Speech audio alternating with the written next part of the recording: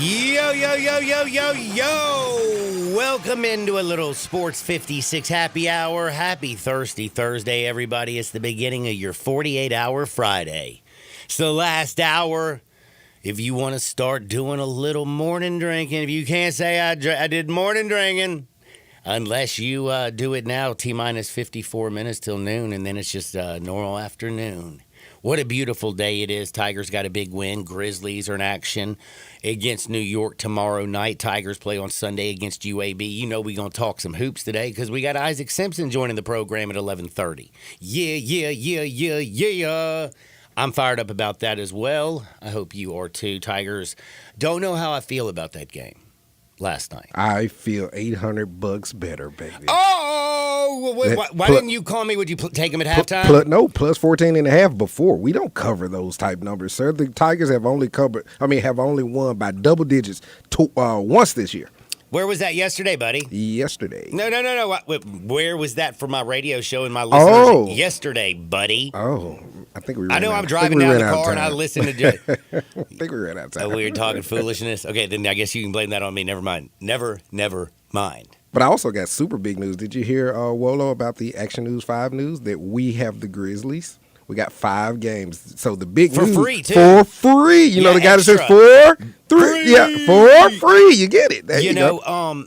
Actually, the only reason I know that is because I work with you. And it'll be my show. No, because I was watching TV last night, and I'm trying to remember, was it during? They just released the information 2 hours ago. Just a few hours? Yeah, but... No, because I knew about this last night, like before I went to bed somehow. Probably inside information. You're something like from FanDuel was, I think it's FanDuel released a statement saying we're allowing. Yeah, but those talks, I can let the cat out of the bag now. They've been in talks for a while, and I've been super excited because I'm a sports guy. You've been holding that jun in? Yeah, absolutely. You don't hold secrets from me, son. I ain't your wife. The secrets. You don't hold no secrets from me. Man, I said, I'm not your wife. What else do you expect from Slow Draw McGraw, man? Dude. But yeah, 5 big games starting March the 12th, which is a Wednesday. And as you know, I'm normally here with you guys on Wednesday. It'll be my broadcast, so I'll be there. So yes, somehow 2 o'clock in the morning, I liked the thing that said, Memphis Grizzlies, Gray Media, and FanDuel Sports Network will simulcast 5 upcoming Grizzlies games this season. Yep, so to be clear, you just said Gray Media. So it's not just Memphis, it's the Gray Media in Tennessee, which includes Nashville and it'll be the 3 Knoxville. largest. Yeah, it's going to be Memphis, Nashville, and Knoxville, baby. Yep. Memphis, Nashville, Channel 5, baby, Knoxville, March yes. 12th. We'll see you there. By the way, all 3 cities in the same state, all 3 places so freaking different. Very. I love all 3, baby. You know I'm Memphis, Maine. But let me tell you something, Nashville, that is the, holy moly, that's the bridesmaid capital of the world because they have more bachelorette parties in the history of the world. Like, think about that. You're the capital of bachelorette parties in the world. Like, I don't know if there's... Wonder what their success rate is. Oh, man. When you talk about the bachelorettes, yeah. They've got 1,000. They're the ones that control the key. They have half the money and all of the... they have every key. Half the money and all the keys. Yeah. I think somebody can figure that one out. Half the money and all the... Speaking of kitty cats, we got to talk again basketball 11:30. I'm excited. We got Evie Van Pelt at 12 o'clock because you know it's today, don't you? Thirsty Thursday? Beginning of a 48-hour Friday. And NFL Combine, homie. Yeah, it's my Monday, so you got to go back Channel 5 and put in that work, son. Don't worry about it. You got a job. You get paid for it. I don't feel sorry for you. It's your fault you got married and had a bunch of kids. My fault. My fault. I'm kidding. But seriously, though, NFL Combine, pretty big. Pretty excited about talking about a little NFL Combine action. The underwear Olympics are always fascinating. We're going to break that down. We're going to talk a lot about some funny Hardwood stories. You know I'm bringing the Hammer today. We got some really good stuff. People keep texting me. Like, do you know the most... Okay, so yesterday and going into this morning, 2 topics keep coming at me from friends, from social media, from listeners, et cetera, from drinking buddies, all that. And you know what the 2 things are all about? What about? Travis Hunter. And Mary Kate. No. Mary, I'm surprised. I mean, Mary Kate's crazy on the Twitter. It's crazy, like, with a few select friends of mine. But, I mean, it's like every news, but nobody else is hitting me. But everybody is talking about either Travis Hunter or the LPL, the Little People League. For The real. Little People League. Getting a lot of traction in these streets. I woke up this morning, my first text this morning that I saw this was a buddy of mine, Neil, who texted me about, yo, dude, I got you. He's got me some more information for the Little People League and how we can do this and develop it. And this is awesome. I had a friend of mine, Junior Fortune Hunter, show up here. When was that? Tuesday with LPL cards. With the cards. And a shirt, bring back the bell in honor of Jay Morgan. You still haven't got the bell. I guess I'm going to have to go buy this thing. But, like, those are the things I've been hit with. And a lot of it, though, that I'm going to bring up now is not the LPL, even though we love talking about this. We'll probably talk about it a little on Friday. A little bit. But Travis Hunter. And I'm not going to beat this horse to death today. At all. But I am going to say that the people who are saying that I'm crazy, that he is the best, like those who are saying that he is the best player in this draft, I just have to say again, I disagree. Was he the best college football player last year? Absolutely, you can do that. You can argue that. I am not saying Ashton Jeanty, Travis Hunter. Travis Hunter won the award. I think he was a unbelievable talent. He is an unbelievable human being. Like, the dude doesn't drink, don't do nothing wrong, does nothing but go to school. Did you know that he's like a 4.0 student? Yeah, most of the team are. I mean, like, but this dude, they say, is like on another level of smart. Remember, we had back in the day, we had the brothers out of Florida State.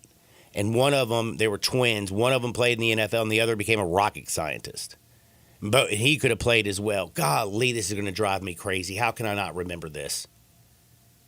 Anyway, the point is, my man is awesome in every area of life, except for his girlfriend. Let's be real. It's kind of like we've all heard about his girlfriend, right?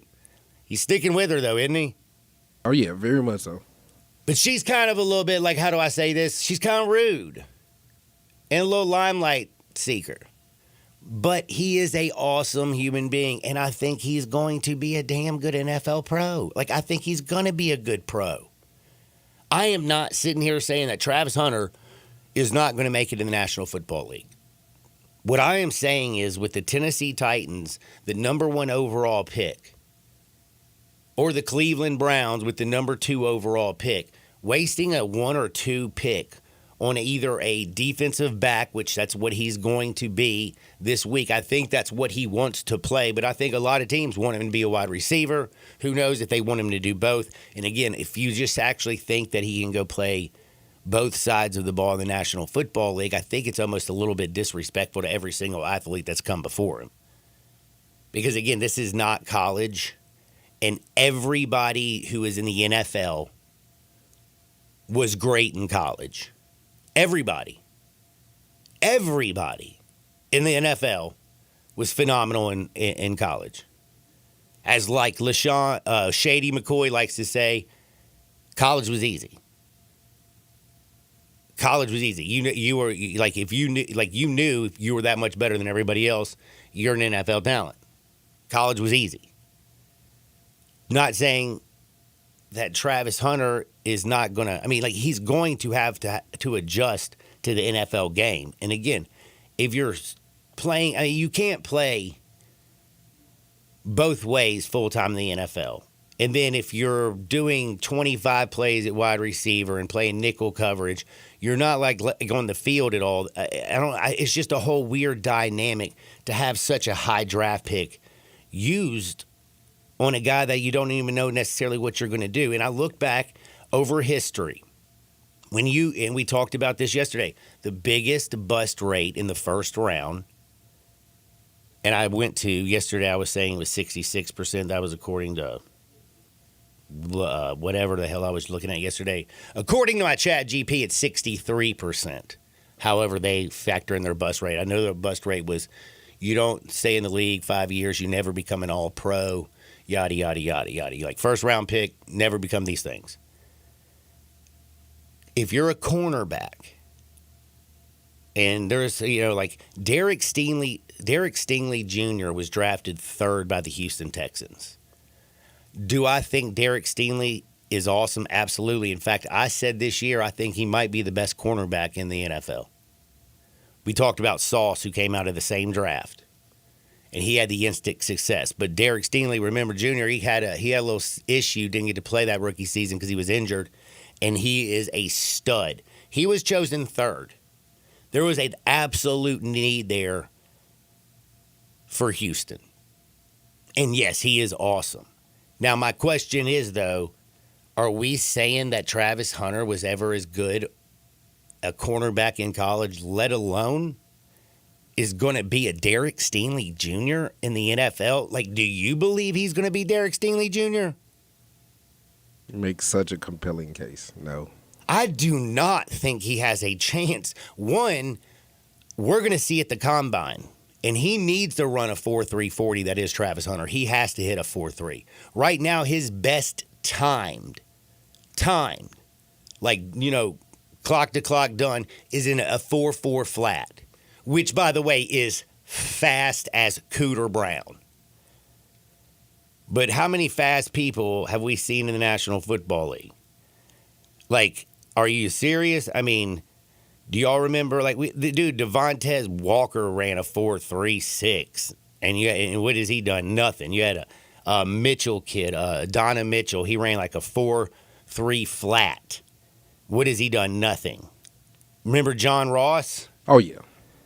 Think about poor old John Ross, man. That dude out there, what has he done in the National Football League? Nothing. He ran that 4.22. He was blazing. Henry Ruggs, sorry, he's in jail, but he ran a 4.27. Blazing. Do y'all see him running? I mean, if he runs that, I might start looking at him a little bit different. But let me tell you something. Like Derek Stingley and all them boys did. And you have 10 cornerbacks in the National Football League. Like that are in the National Football League that ran a sub 4.31. So you better, if you want to be elite, you better hit these numbers. And again, you go back to cornerbacks that were drafted in the first round of the National Football League. I love Derek Stingley, but Sean Springs, remember he was drafted third by Seattle? What about Jeff Okudah? He's playing for Detroit right now. He was drafted third overall. Is he a top 5 cornerback in the National Football League? No. Denzel Ward, 4th overall. Not great. I mean, you got. Oh, remember you hate the Dallas Cowboys. Terrence Newman. He was drafted 5th overall. He's all right. Your boy Okudah in Houston now. Oh yeah, that's right. Yeah, he is. He was good coming out though. I mean, like there's a bunch of guys like Quentin Jammer back in the day, 5th overall. I mean, He was okay. Yeah, there's some there's some good ones. I mean, Revis was 14th in the draft. Revis Island. It's just, I don't know, man. Using a top 5 pick on you're not sure and what you don't, like, again, I don't see him. And let's just, think about wide receivers, by the way. Keyshawn Johnson, give me the damn ball, the only wide receiver I know that was ever taken number 1 in the draft. Calvin Johnson was a freak. He was taken 2nd. Calvin Johnson, don't tell me Travis Hunter is going to be Calvin Johnson. No, he's not a Megatron. No way. I mean, you can go back, Charles Rogers, 2nd, didn't do nothing in the National Football League. You know what? Thank you very much. Irving Fryer was chosen number 1 overall in 1984. Yeah, you brought that up. It was 3 wide did. receivers. There was 3, yes. Yep. I brought it up yesterday. I just had a brain fart because I'm good at that. Maury Cooper drafted 4th. How'd that work out? Sammy Watkins, how'd that work out? Peter Warrick, how did that work out? Corey Davis with the Titans, and everybody knows how that worked out. Justin Blackmon with the Jags, 5th overall. Again, did those dudes pan out? Not the superstar level, but. Man, I'm top 5 pick. If you ain't swinging for a quarterback, you better give me a left tackle. You better give me a defensive end. You better give me a dude that is a freak. A freak. So that I just again 901-360-8255 Sissy's Log Cabin text and listener line. It ain't Travis Hunter hate. It's, do you really think once he gets to the NFL that he's going to be able to dominate college? Think about how many great players in college don't even get to sniff the NFL. I think college basketball to the NBA is the biggest divide between games in all of sports. Because if you watch the NBA game, it is nothing like the college game. Not even close. I mean, we had 199 points scored the other night right here in Memphis, Phoenix and the Grizzlies. Like, there is a different level of shooting. There is a different size. There is a different level of athlete. Everybody can handle the damn basketball. Like, all 5 dudes and all the dudes on the bench can ball. In college, like, if you got 5 good dudes, you are a good basketball team. But in the NFL, there's also a huge divide from going to the college game to the National Football League. Travis Hunter, I think, is going to be a good pro. The top 5 pick for somebody that I think is going to be good but not the greatest thing since sliced bread, I just think it's a crazy reach because he's a Heisman. And how many Heisman did I go through yesterday that never even did nothing in the National Football League? I mean, I didn't even mention Danny Warfel. Damn, remember Noodle Arm? But they gave him a chance, didn't they? Even Spurrier went to Washington. It's like, hey, I did it with him in Florida. We can do it. No, man, the windows are tighter. The people were faster. It's a lot bigger and a lot stronger. And Danny Warfel didn't have a damn chance. John, what do you say to these 3 mock drafts that has Travis Hunter, respectively, going 3, 4, and 5? Fox has him going 3. CBS mock draft has him going 4. And the NFL Network has him going 5. I mean, I could see actually that happening. But again, if I'm one of these, if you're a fan of these teams, if you're the general manager, I just don't think I'd be very happy with the pick. General manager fired in 2 or 3 years. I'm just saying, what really, like, so last year, I mean, by the way, dude, you had Cooper DeJean and Reed Blankenship on the Super Bowl championship. Did you know that? Yeah. You know that, right? Great rookies. Dude, yeah, also 2 white defensive backs. Making plays out there. Making plays out there, dude. Vanilla and Ice. Scoring Ice, Super Bowls baby. on his birthday. Now. Getting a big pick, man. Do you remember that? And scoring a touchdown, dog. Look. What a birthday present. Big plays from corner. Hey, man, Malcolm Butler, what he did in the Super Bowl. The cornerbacks, the wide receivers make good That was plays. scheme, man. You could have put. No. What I'm just saying, but Malcolm Butler was also not starting next year for the Patriots and was out of the league just a couple years later. And he was, 6th round draft pick? I feel. But it looks like he's going, man. I'm just saying my top 5 picks are always going to be either a quarterback, a unbelievable tackle, unbelievable defensive end or defensive tackle, like a Jalen Carter out of Georgia. He fell all the way to 10 because of things off the court. But look what he did with Philadelphia this year. Like, I want mountains of men or I want the next big thing at the quarterback.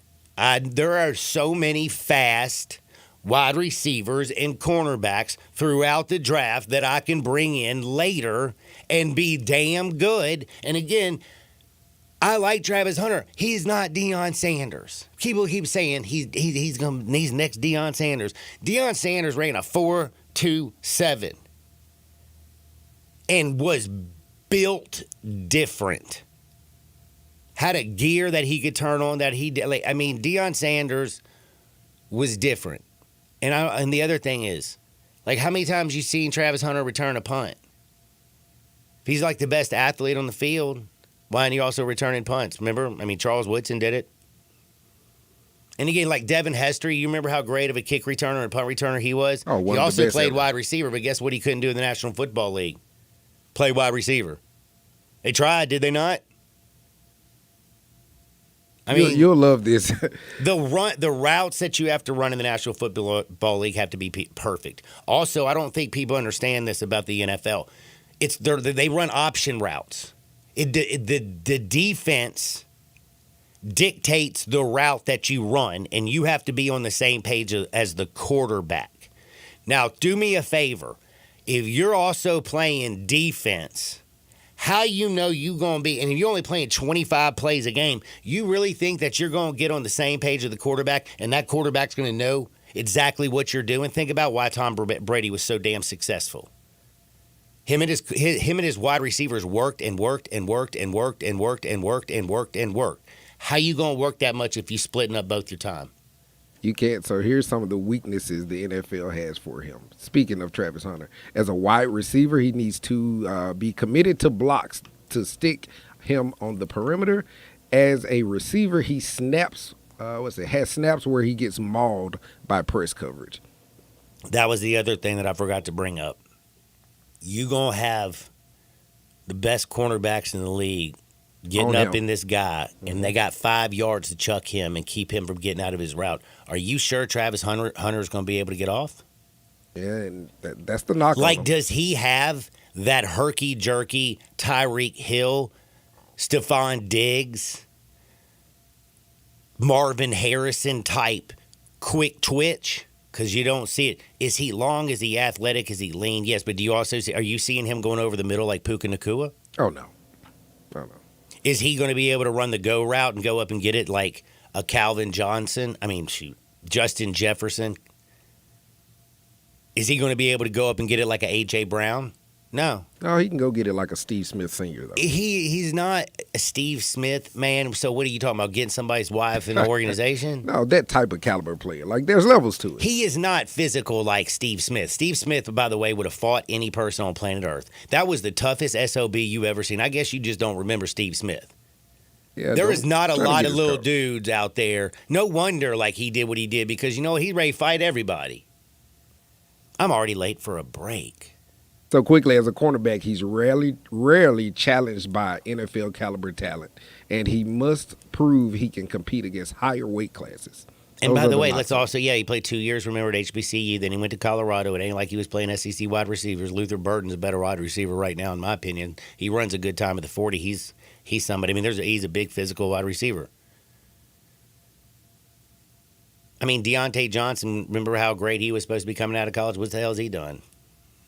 Just saying.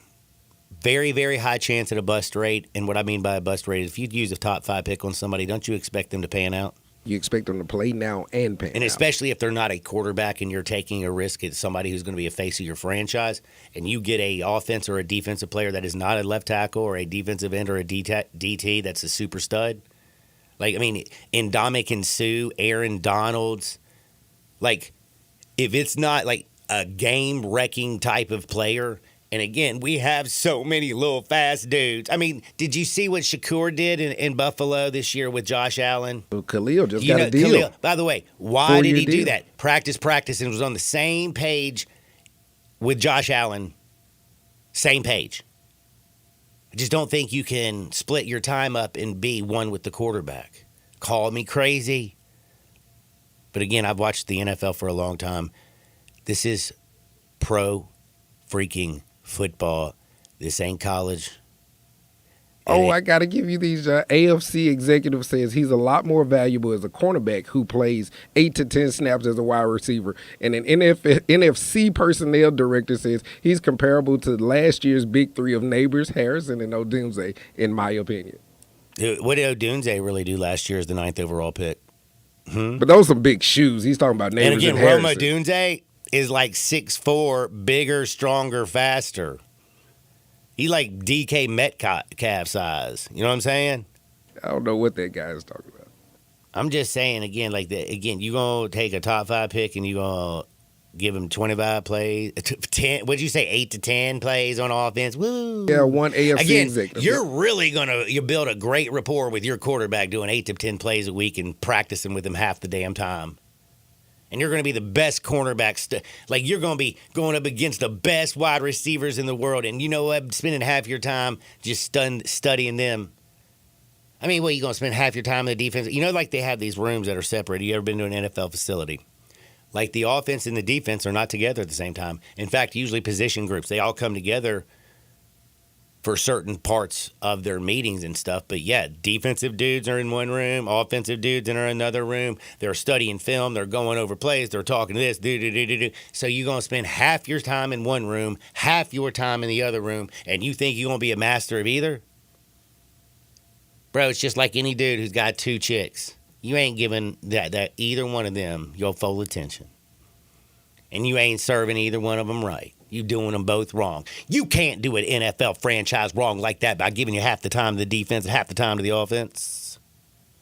I'm late. I'm sorry. We're going to talk Tigers. I'm off the NFL Combine. I'm sure some updates will come in, and I'll mention a little bit of it. Sorry, I'm off Travis Hunter. But we are going to talk about the Tigers win.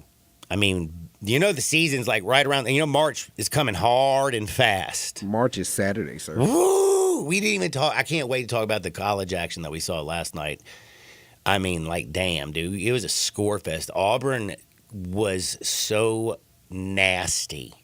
I was thinking about that Lily Phillips, or what's her name? Bonnie Blue. Like, they put it in the hole so much it made me think about that crazy woman last night, Damn. But we got Tigers, and we got Grizz. The Knicks are coming to town this Friday. And then on Saturday, we have wrestling night. Did you know that? Oh, yeah. Spurs.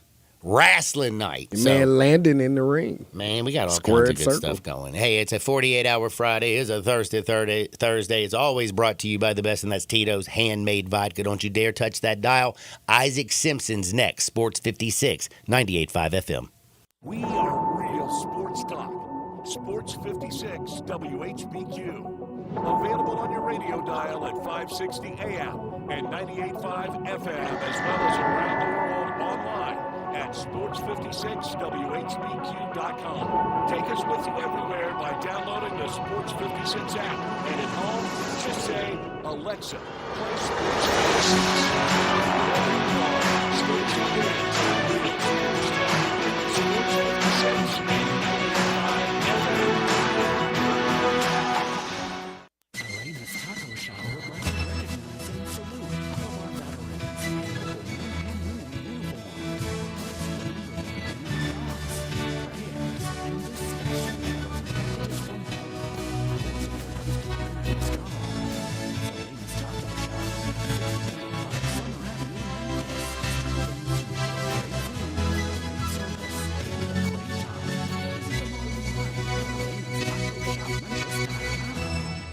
the President's Day sales event and Truck Month is on at Gossett Chrysler Dodge Jeep Ram Fiat on the Pike. 24 Dodge Hornet GT all-wheel drive, most powerful gasoline-powered SUV in its class, $27,698. 24 Jeep Gladiator Sport S, $14,191 off MSRP.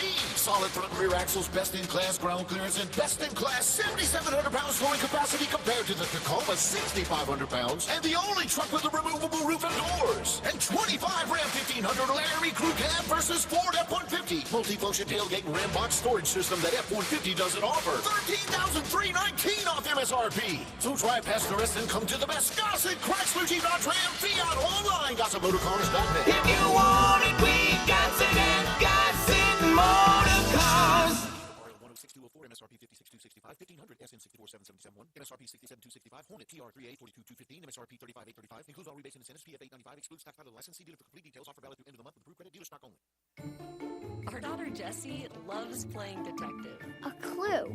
But since we discovered she has sensitive skin, we've been playing detective too. We thought the problem was our puppy.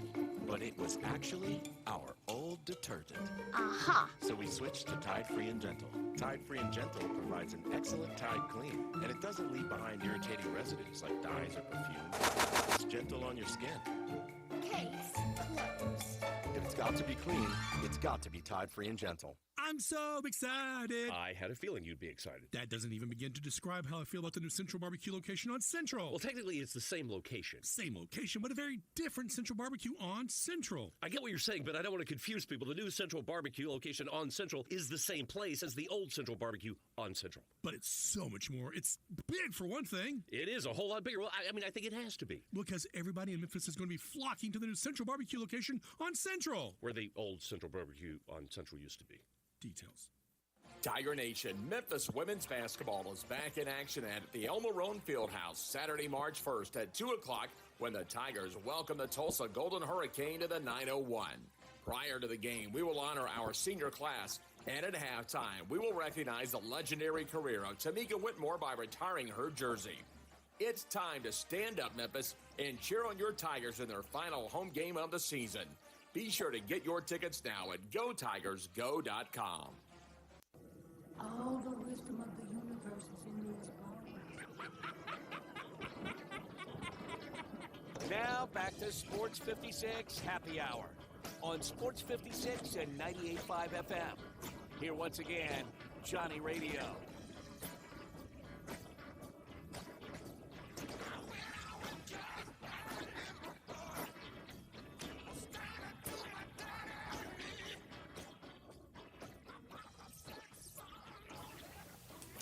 Welcome back to a little Sports 56 Happy Hour. I'm your buddy Johnny Radio. Happy 48-hour Friday. Ooh, wee baby, man. I'm kind of fired up. The weather is so beautiful.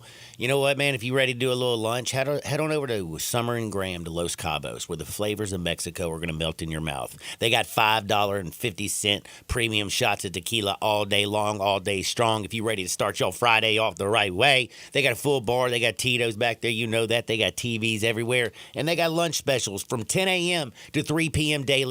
And then the happiest hours of the day, of course, are from 3 to 8 o'clock. Happy hour at Los Cabos. Happy times getting full.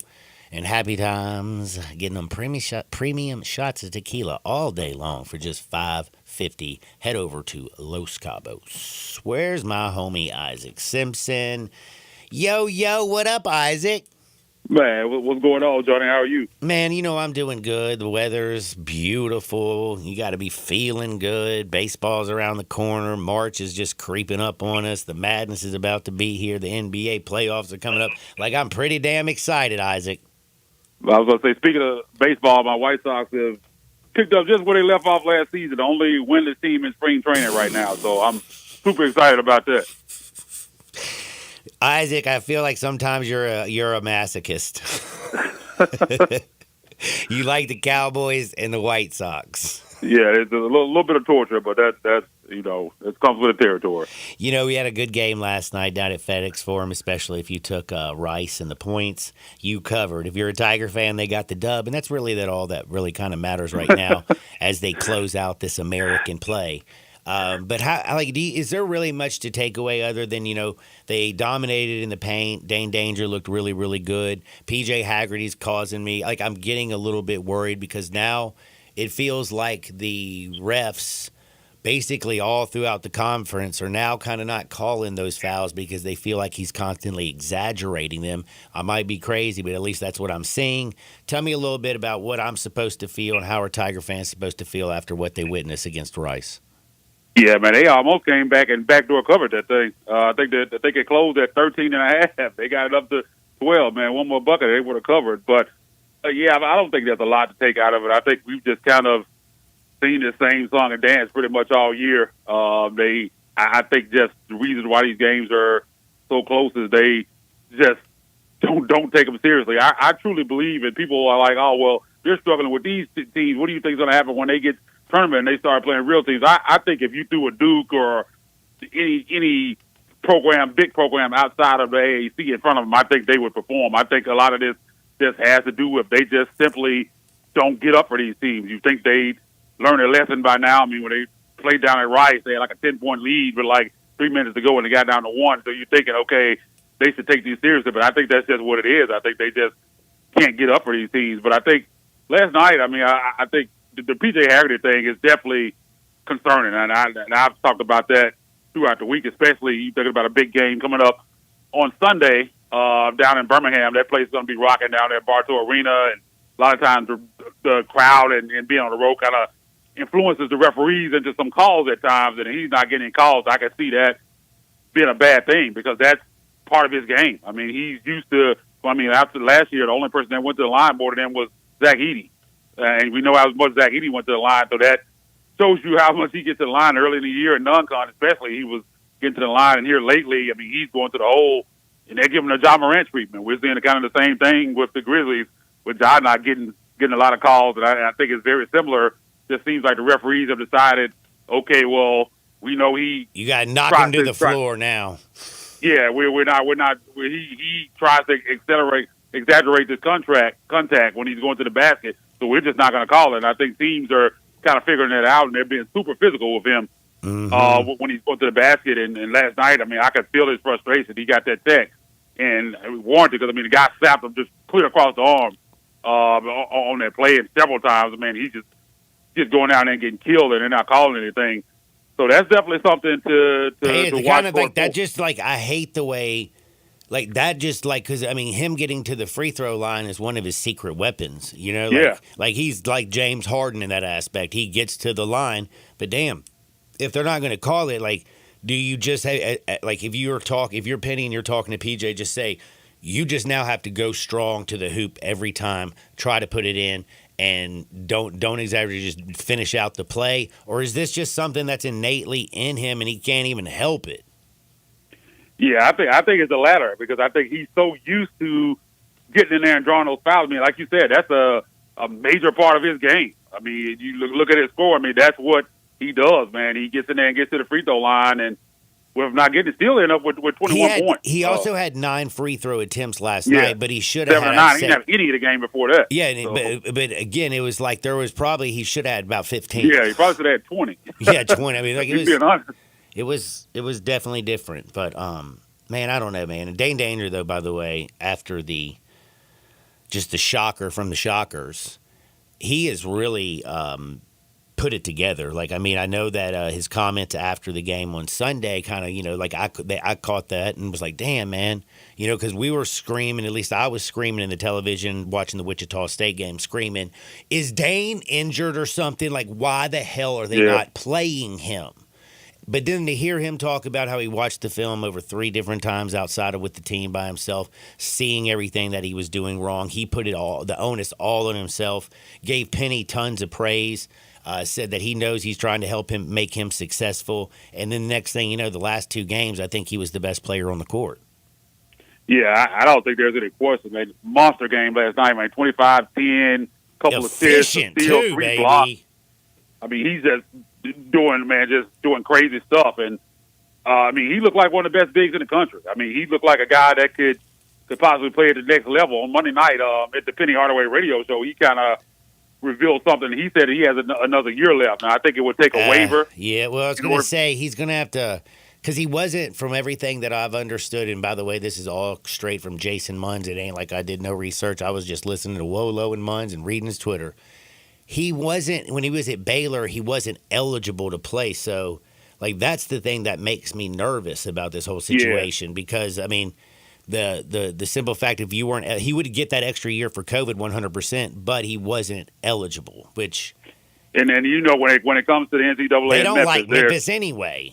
Yeah, they're not going to do as many favors. They don't help have us a good out with track Dre, record. did they?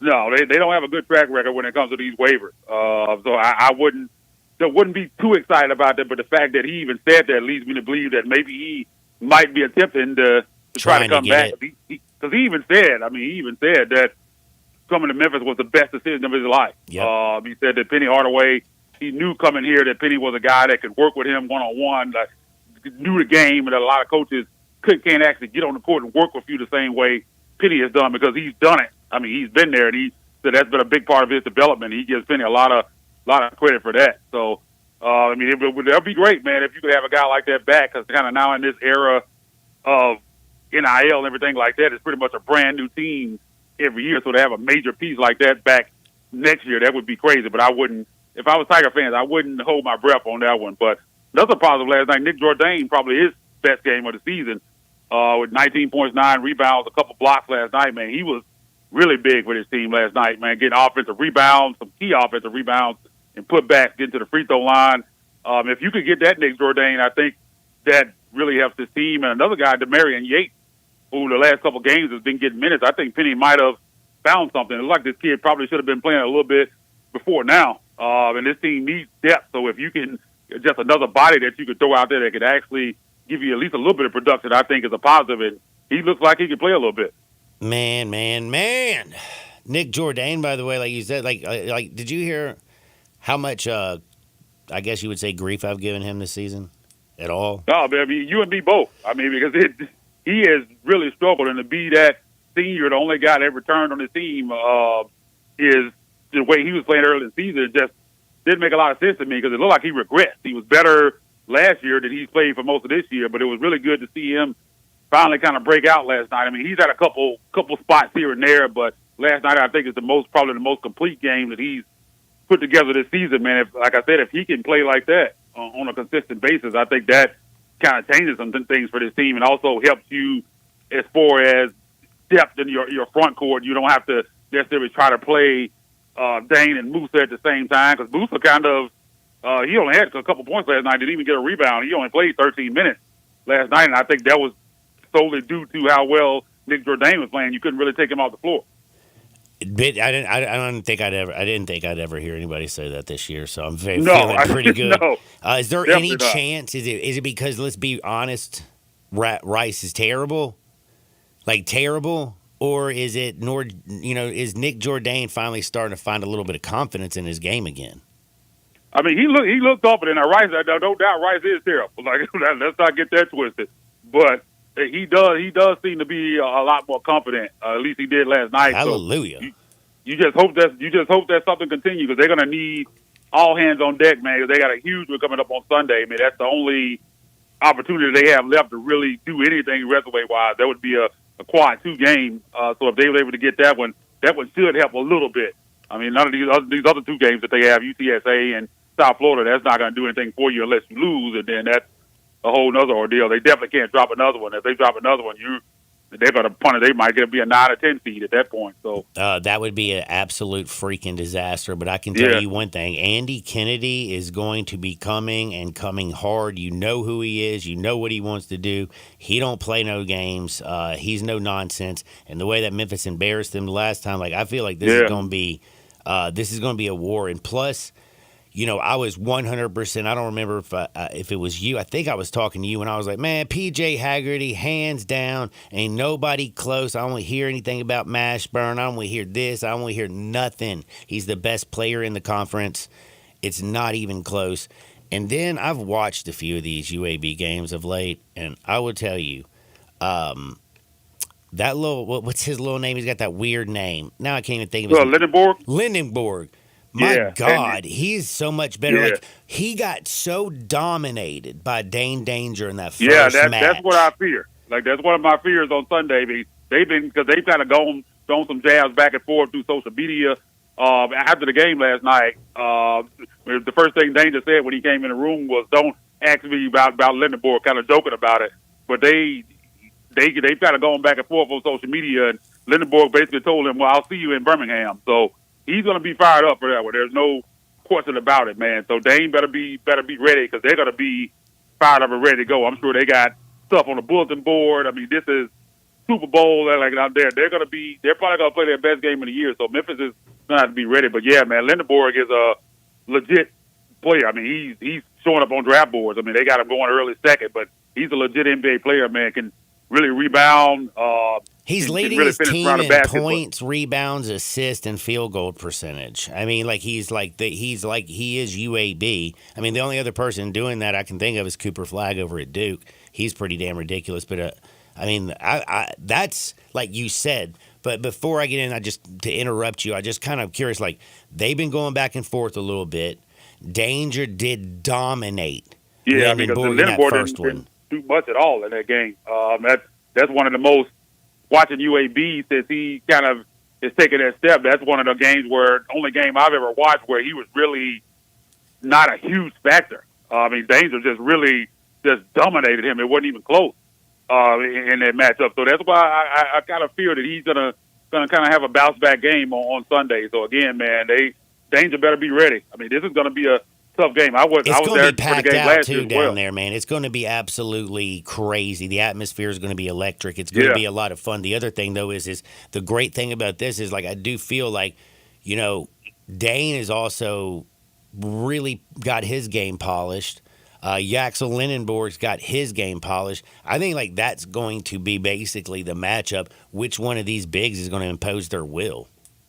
Yeah, I think that's how the game will be won. It determines how that matchup right there. I think that's the matchup everybody's going to be watching. I'm excited for it again. I'll be in the building for that one. I was down there last year, man. I've been covered and been to thousands of games in my lifetime, and outside of some of those grit and grind playoff games, that's probably the loudest atmosphere that I've ever experienced. I mean, it felt like you could feel the ground shaking last year during that game. And I'm sure it's going to be even crazier this year, just kind of because of the situation. But, yeah, man, it's going to be a fun one, man, but that's going to be a tough one. But Memphis really needs that win. I think if you get that at the Q2 win, if you went out and win the conference tournament, I think they would probably end up a 6, but hoping there's a small opportunity they come in at a 5.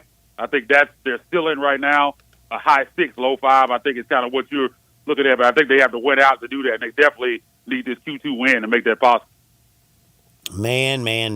Let's go Tigers. And again, Sunday, everybody keep your eyes on UAB and Memphis. That is right now that's the most crucial game. And by the way, the other thing about it is, do people understand how big that game is? Because right now in the American, like it ain't locked up for the Memphis Tigers. No, I mean they're only Memphis is sitting there with 2 losses, North Texas 3. and UAB with 3 losses. But they got both of those teams have 2 tough games tonight. UAB's at Wichita State and North Texas is at Florida Atlantic. So those are 2 huge games in America tonight, man. So Tiger fans, keep an eye on those to see what happens. It's kind of, I tweeted about this morning. It's kind of a weird situation because in one way you would probably like to see both of those teams lose, but as far as the net's concerned, you want Wichita State to remain. You want Wichita State to remain a Q2 win, so you kind of want a Q2 loss. So you kind of want them to win.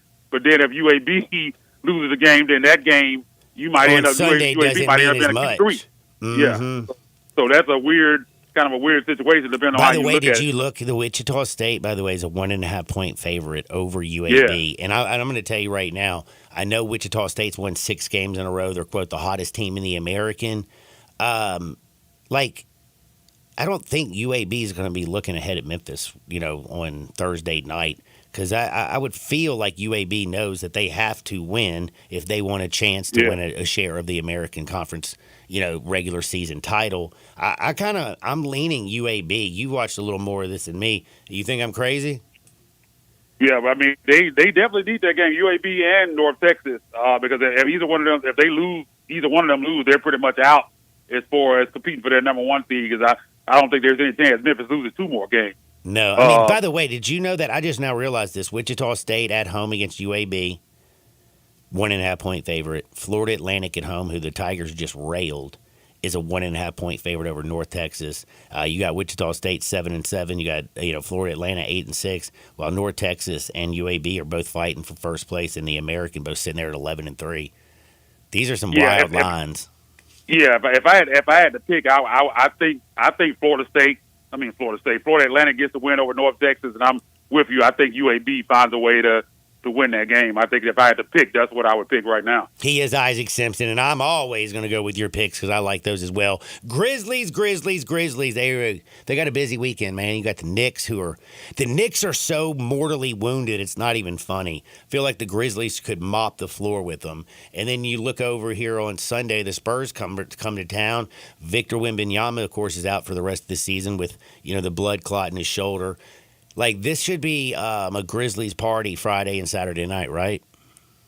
Yeah, man, just coming off a huge win, man, on the other night against Phoenix, man, a game just down by 4 with 16 seconds left, and you just kind of feel like that thing was over, man, like they were about to take a bad L. And, man, Ja Morant, call 12, showed up, something that we hadn't really seen this year, not in that way.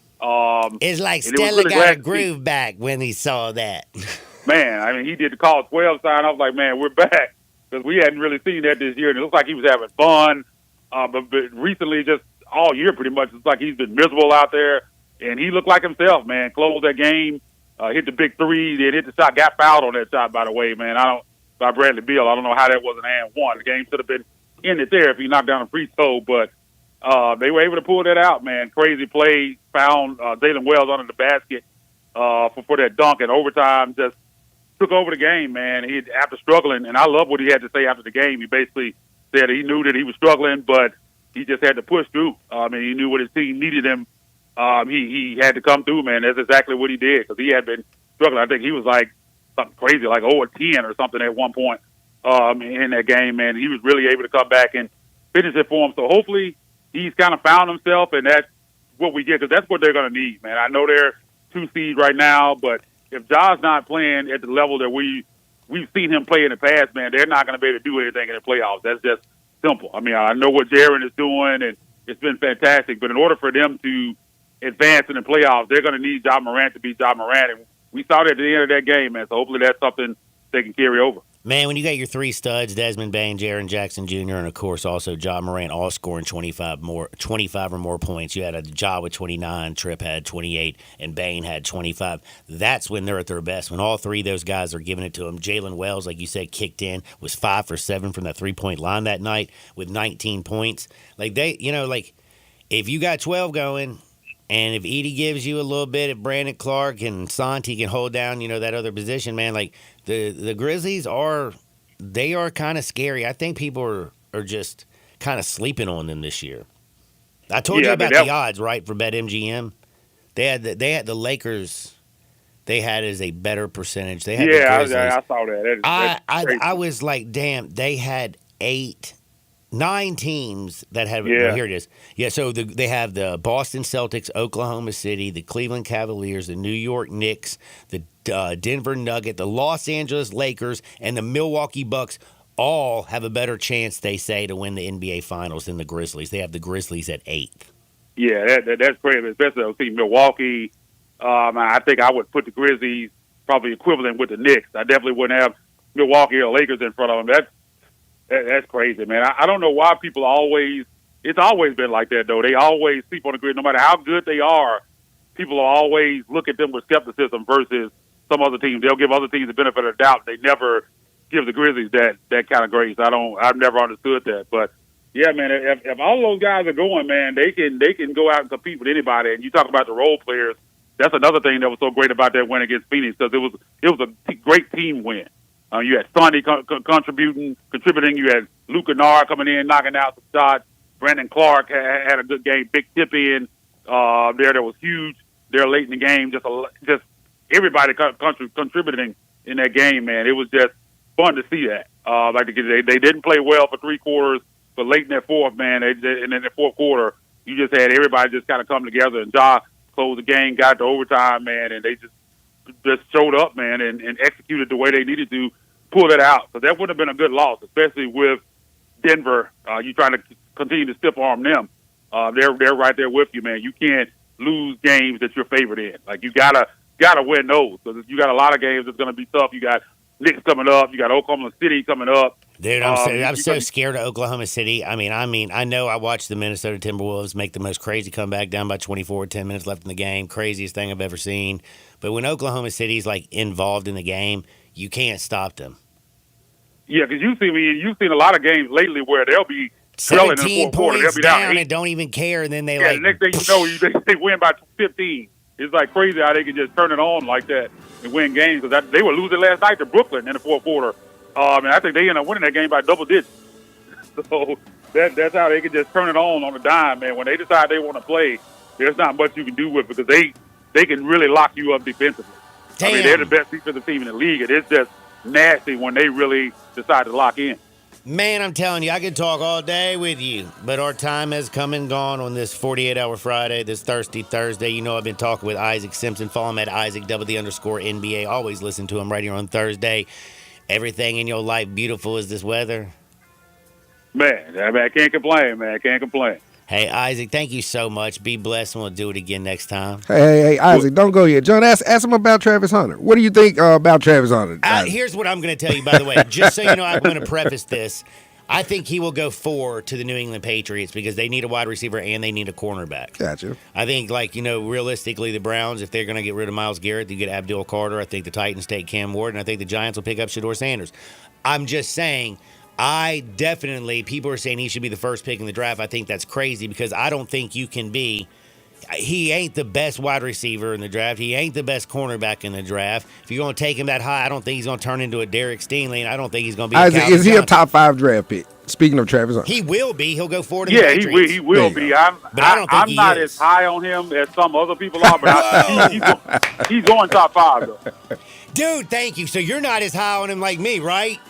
No, I'm not as high. I mean, he's a great player, but he said today that he wants to play 100% of snaps on both sides. So That's going to be interesting to see how they play out. I don't know if they're going to allow him to do that. Man, but he's 17 games in the National Football League both ways. My ass.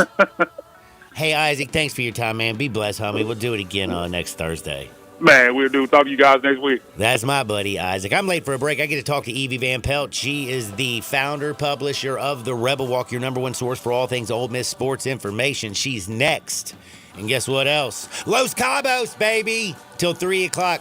From 10 to 3, it's like happy hour for your belly. Lunch specials, 10 to 3, 7 to $11. Happy hour starts 3 to 8. Get out there and enjoy it right there at Summer and Graham. Back in 2 Shake. Sports 56, 98.5 FM.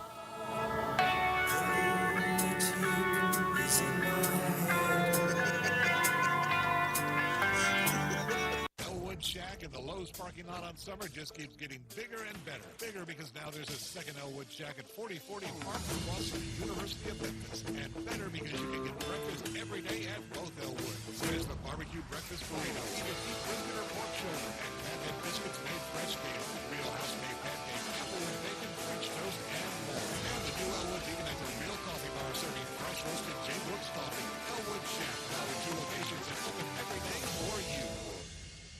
I know it's not spring yet, but it's close, and right now, it's the perfect time to start thinking and planning for your backyard entertainment. Just so happens Family Leisure is thinking that way too, with their preseason pool and patio sale. Get 2024 pricing on all above-ground pools and patio furniture. Also, secure your spot for pool installation. That way, you can go ahead and start making plans. Lots of new inventory is en route, so in-stock patio furniture is up to 70% off. You want a play gym, a trampoline, how about an outdoor kitchen to go along with that new pool? They're all on sale too. You can get spas up to $3,000 off and save even more by mentioning this ad. You do that, you'll get a $250 gift card with a pool, spa, or patio furniture purchase. Winter won't last forever. The spring will be here soon, so get ready with the preseason pool and patio sale at Family Leisure, Wick Road off I-40, where family and fun all come together. Tito's Handmade Vodka is America's favorite vodka for a reason. From the first legal distillery in Texas, Tito's is 6 times distilled till it's just right and naturally gluten-free, making it a high-quality spirit that mixes with just about everything. From the smoothest martinis to the best Bloody Marys, beyond the bottle, Tito's has gained a reputation for giving back, teaming up with nonprofits around the world to serve its community and do good for dogs. Make your next cocktail with Tito's and learn more at Tito'sVodka.com. 40% alcohol by volume, mainly 80 proof, crafted to be savored responsibly. Owning your own home is wonderful, and buying your own home can be wonderfully easy if your agent is Margie O'Neill of Remax Expert. Margie has over 20 years of experience in helping folks just like you find their new home. Buyer's market, seller's market, up and down markets, Margie has sold them all with a dedication that makes it easy for you to buy your new home. Margie O'Neill at Remax.net. That's MARGIE.ONEAL at Remax.net. Or call 901-685-6000 for your new home. Margie O'Neill makes it easy. Today, we meet Sarah. Oh, hi. Welcome to the local Dell. Sarah owns a small business, just like you. Oh, yeah. And I could always use more customers. Sarah knows how frustrating it can be when customers can't find you online. Wrong phone numbers, outdated listings, or bad reviews holding you back. Oh, I need it to be easier for people to find me. Help. Visit SnapshotMyBusiness.com and you can get a free comprehensive report of your online storefront. We'll check everything, your business listings, online reviews, social media posts, and even how your website ranks on search engines. Wait, I can get a free snapshot report of all that? That's right. The Snapshot report shows you what you fixed to attract more customers and grow your business. SnapshotMyBusiness.com. Yep, it's easy. Just log on to SnapshotMyBusiness.com today and see how your business stands. SnapshotMyBusiness.com. Your path to more business. If you need glass replaced, there is one name you need to know. Binswanger Glass, the largest full-service glass company in the U.S. They've been an industry leader for over 145 years. For all your residential, commercial, or auto glass needs, Binswanger Glass is the name you need to know. 24-hour emergency service for all commercial customers, plus a nationwide warranty on all professionally installed glass. Visit Binswanger Glass in Midtown at 340 South Hollywood across from the Liberty Bowl. Visit BinswangerGlass.com. Binswanger Glass. I'm Gary York. I'm the service director of Lexus in Memphis. Our service department wants to be more than just a place where you get your oil changed. We do glass glass repair, windshield replacement, recalibration of your camera and sonar systems, even wheel repair, tire replacement, all the things you would expect from a luxury automotive dealer. Please check out our website. You can schedule your appointment, check out our specials, hours of operation, or if you'd like to do it in person, please reach out to one of our associates at 901-271-5199. 56 WHBQ Memphis and W253DF Memphis with Greg Gaston and Eli Savoy. Weekday mornings from 7 to 10.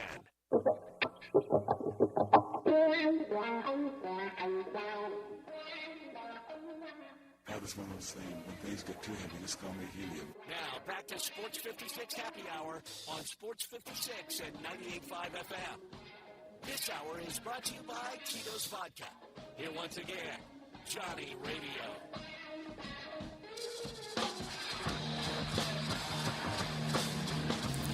Welcome back to a little Sports 56 Happy Hour. I'm your buddy, Johnny Radio. It's a Thirsty Thursday or a 48-hour Friday, whatever you prefer. But I hope you prefer the best. I always liked people that got good taste, you know what I'm saying? And Tito's, number one spirit in the world. Make sure, if life ever hands you lemons, don't freak out, don't fret, don't stress. Just make a lemon drop. Make sure it's with the best. That's Tito's Handmade Vodka. We got Evie Van Pelt, the founder, the publisher of the Rebel Walk, your number one source for all things Ole Miss sports information. She is in parts unknown. Evie, how are you on this beautiful Thursday? Well, it could be, I don't know where you're at. Where are you at? Oh, well, okay. Can you actually hear me? I can hear you. You sound beautiful. Oh, good. Thank you. Well, I am in some part. I shouldn't have said I'm almost even. Oh, can you not hear me now? I got you. No, I'm kidding. Like Okay, for 2 seconds. I'm sorry. Well, I'm in some part of East Texas where I'm afraid to stop because I think there are inbred cannibalistic mountain men somewhere near me. Deliverance. I mean, if you hear a banjo, you better that's exactly punch right. it. You better punch it. Yes. So I have, it was kind of irresponsible of me that I didn't stop somewhere where I had a little more bars, but I got, as they frequently do in East Texas, all of a sudden in the middle of, literally the middle of nowhere, there'll be road work. And it's not just road work that slows you down. It's the road work where it goes to one lane and you got to wait on the pilot car to let your side of the road go. So anyway, I really, really apologize that. Well, don't you worry. I appreciate you being able to multitask. It's a fascinating thing.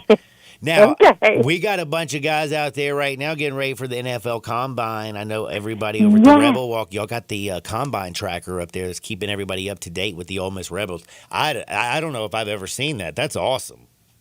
Well, thank you. You know, what always happens to me every year is I'm, trying to keep up with how everybody's doing, and people are saying, hey, what did such and such run his 40 in, or what was his vertical? And you're like, okay, well, hang on. Let me go find, this and that. And so, if people head over to therebelwalk.com, we've got this tracker where we've got everybody listed. We've got the dates and times for everything that they're doing. We've got today defensive linemen and linebackers for everybody, but for Ole Miss will be participating in the measurements and then some on-field workouts. And so that'll be today. So I am so excited. We're going to see J.J. Pegues and Jared Ivey and Princely Umanmielen and Walter Nolan and Pooh Paul. And so that's going to be, how cool is that? That is ridiculous. I love the Underwear Olympics. I'm fired up. And the fact that Ole Miss fans can go to one place, therebelwalk.com, and keep up with the Rebels is, again, one of the coolest things that I've seen. I just love that. I think that's ingenious, of course, and I'm sure had a lot to do with you. But before we get into a little bit of the Combine and a little bit in depth, I do have to ask you. Wow. When you watch Auburn, if they're hitting the way that they were hitting, and I mean, I'm talking about clowning. My man was shooting like 40 feet out, just dropping threes. They were making it rain. It said, I feel like last night said a lot more about Auburn than it did anything about Ole Miss. Yeah, I think you're right. I mean, it was, Chris Beard started off his press conference with, well, they're as good as advertised. And I thought that was kind of funny because, yeah, that's the truth. And, I mean, what can you do? He just gave them their props.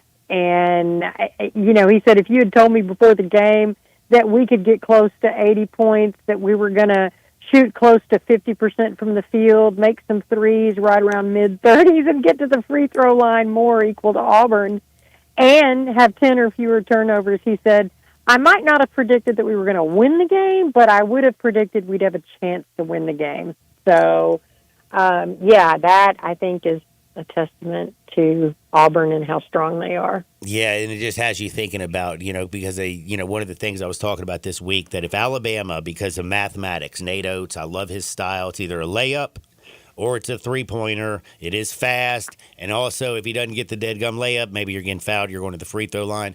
If they're on and they're hitting their shots, they're going to outscore anybody. Tennessee's the best defense I've seen, period, in the country. But both of those teams have their flaws. If they're not hitting their shots, Alabama can lose. If Tennessee and Chaz Lanier ain't hitting and they're not hitting some threes and they're not scoring, they can go on droughts for 5, 6, 7 minutes at a time.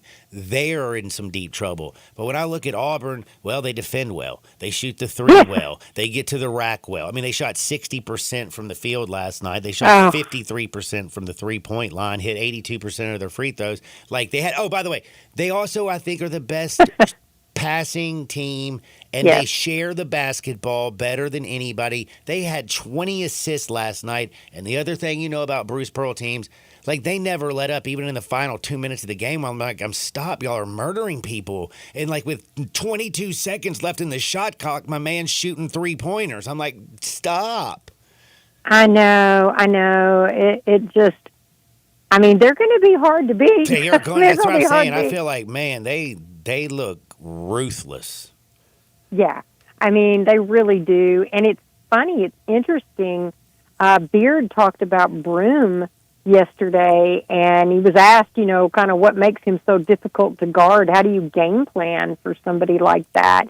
And he just said he plays with a poise, a kind of and a pro pace. And he said that makes sense because he's a pro. And he said, it's a challenge to guard him. If you double him, he's an improved passer, even from last year. And he said it's not just about his left hand anymore. He can pass the ball.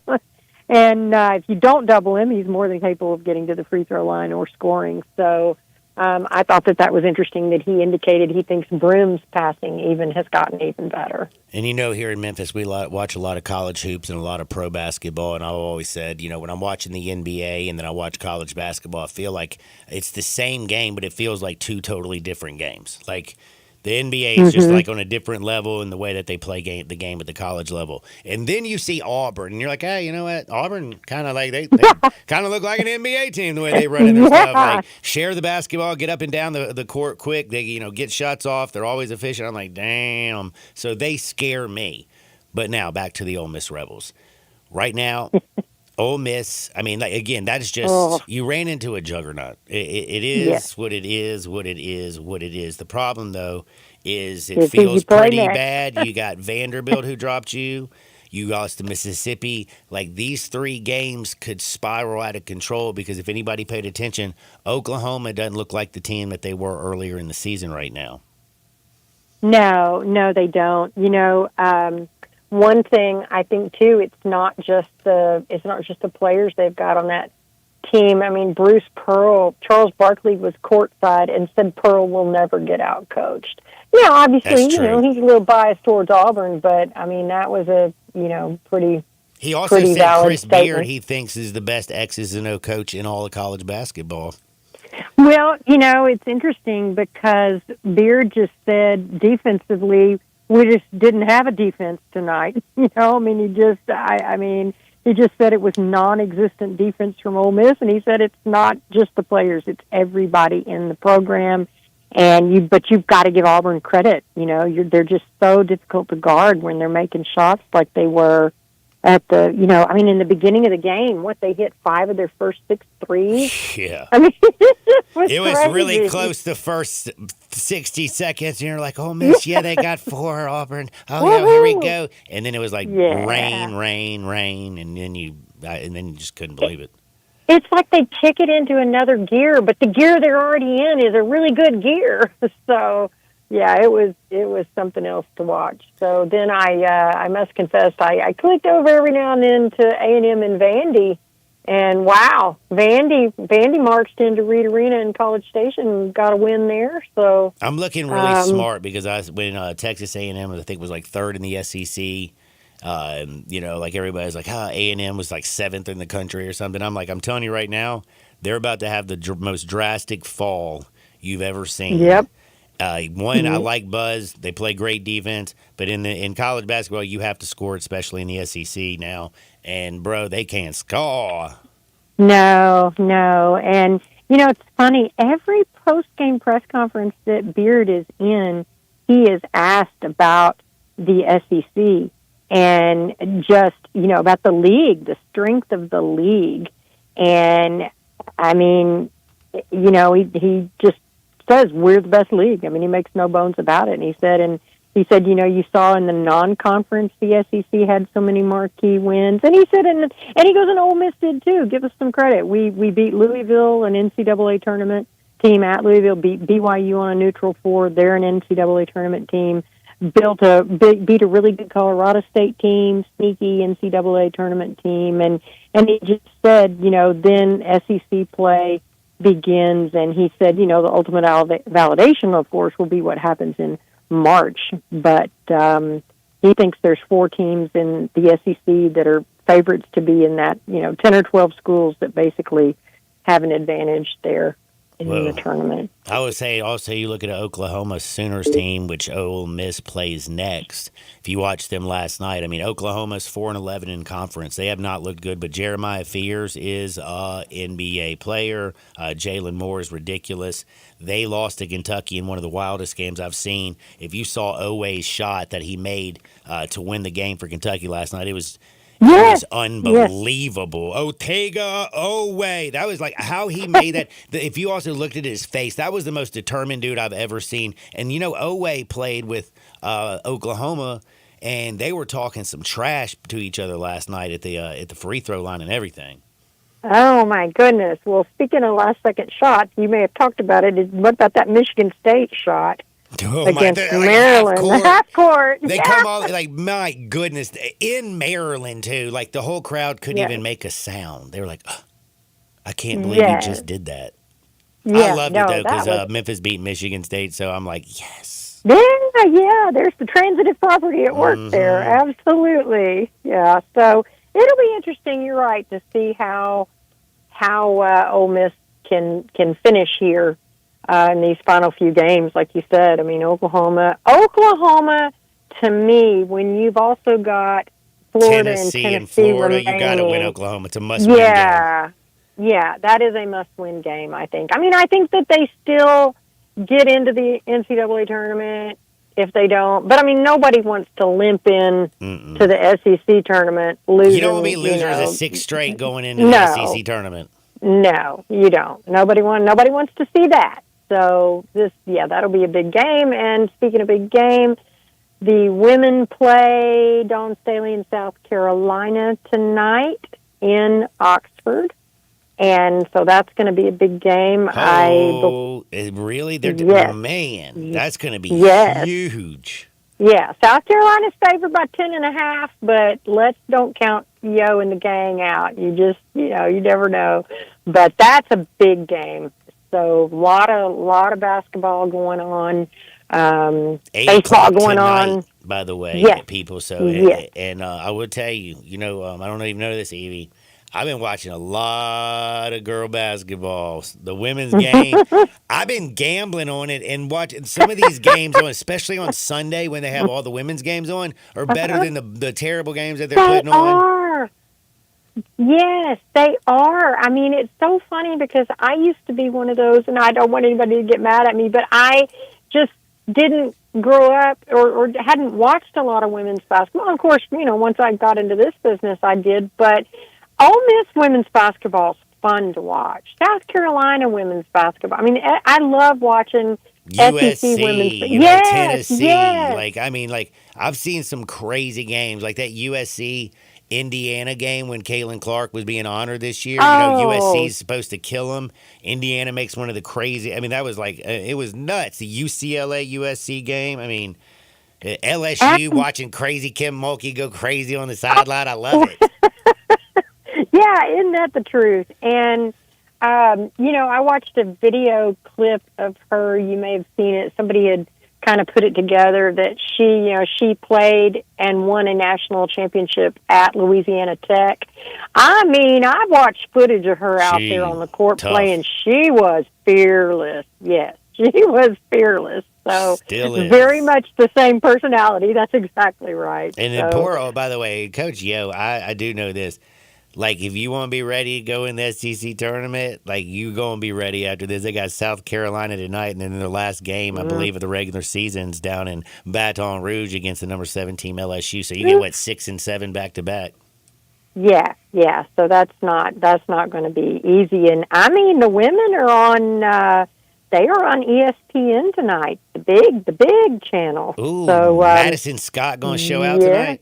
Yeah, I think she will. I think Maddie should be an All-American candidate. I think Maddie is fantastic, and she's also a super, super person and does so much for the community that never goes, really gets a lot of publicity out there. So, yeah, I think UConn and South Carolina are the two favorites to win the NCAA women's tournament at plus 300, just in case anybody wants to know that. Yeah, UConn, I watch them. I think some of these women's games, though, when they put UConn against those Patsies, it's not fun or fair. I watched, it was so sad. I mean, I looked at the score, and they held one poor little team to 3 points in the second quarter. And they scored 32. I was like, that is painful. Ouch. Well, were they playing their bench? I mean, is that even their bench? Is that good? I think so. It was just, those are the few and far between. It was one, I don't know, it was Gino's big number game or something. Yeah. Remember 11 billion. Yes. Yes, that's right. It was that's right. I was like, why did y'all put them and get, this is terrible. Those poor girls. Mm-hmm. That's like their homecoming game, I guess, or something. But every game, a lot of games are like their homecoming game. They are definitely on a different level now. Ole Miss baseball. Here we go. Man, and the weather's also turning nice too. Oof. Isn't it? And I tell you what, I mean, I said after I watched them, I kind of wasn't sure. I had seen a little bit of the fall baseball, but you can't tell in the fall. I mean, you're playing pretty much against yourself. But I really was thinking to myself, this team, they have a better, I don't even know how to say it, better vibe about them, like the way they interact with each other, the way, I don't know, their mentality. I really like them. And then when I went to the tournament in Arlington, I really liked what I saw from them. We talked about this. I liked how they bounced back.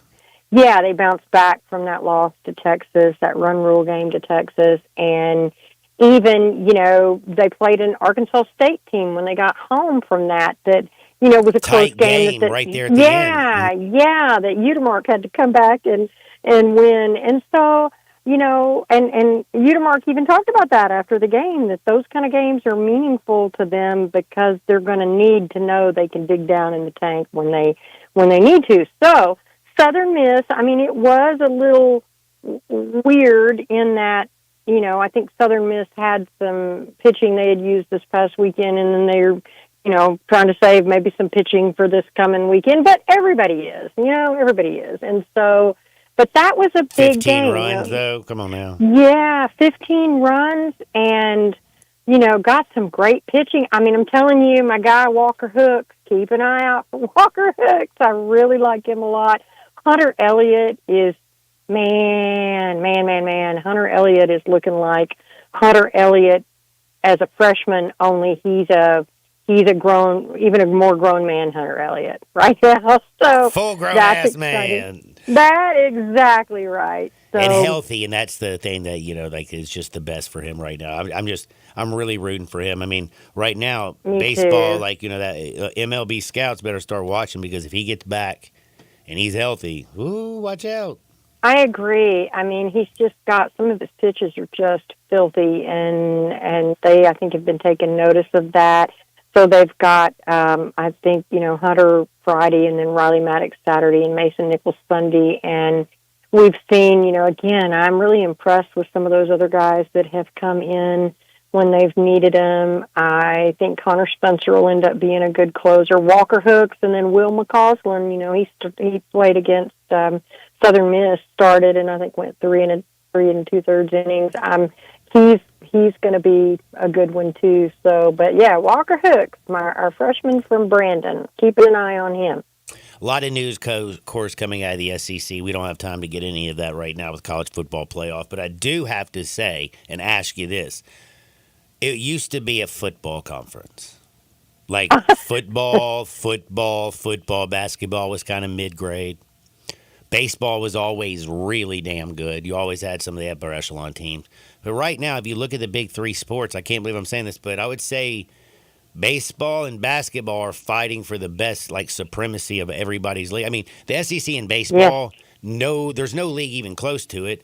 Right now, SEC in basketball, they are the best, but the margin, I think, is even smaller compared to what it is in baseball. And last year in football, we didn't win a national championship. Yeah, they were pretty damn good, but, did you ever wake up one day and think to yourself that baseball and basketball were even going to be stronger than football is in the Southeastern Conference? No, I would have never thought that. And I tell you, it's remarkable. I mean, this baseball season, I just can't wait. The non-conference games are great, but I just can't wait for SEC play to get going. And just because of what you're saying, the strength of these teams, and do you know what it does to my heart? It probably does to you too, to see Liam Doyle out there in the orange for Tennessee, just killing it. Yep. Just killing it on the mound. Tennessee's just killing it, man. Good Lord. I mean, if Ole Miss had Liam Doyle and Hunter Elliott right now, I just think those two, that'd be pretty tough, pretty Friday hard and to Saturday lose. night, just put a dub in that column. There you go. So good for Liam. Wish him well, except for when they play Ole Miss. Evie, thank you so much for your time. I know you have to get on the road. I really appreciate you for doing this. Well, thank you. I'm so sorry. Really, my eyes are peeled for the Deliverance people, but I'm so happy to get to talk to you, and I hope it hasn't been such horrible reception that people can't It was hear. actually shockingly amazing, Evie. You sound like your normal, wonderful self. Have fun, be safe, and we'll do it again next Thursday, dear. Okay. Have a great weekend. That's the sweet Evie Van Pelt. And let's not forget where you go. Your number one source for all things Ole Miss sports information. Where? TheRebelWalk.com. Follow her on Twitter at Ole Miss Evie. Check out The Rebel Walk on Twitter at The Rebel Walk. And I still call it Twitter, but it's X. Excellent. Twitter is a fun, crazy space. We'll talk about that in just a minute, because we're going to Hardwood, where it feels so good. You know we got gambling rings? Gambling rings? Man, we got people out there who are cheating the system. I wonder if I lost any of those games that they tried to fix. We'll talk about that and so much more on the other side. Don't you dare touch that dial. Sports 56, 98.5 FM. Join the voice of the Tigers, Dave Woloshin, for Wolo and Friends. Weekday mornings from 10 to 11, here on Sports 56 and 98.5 FM.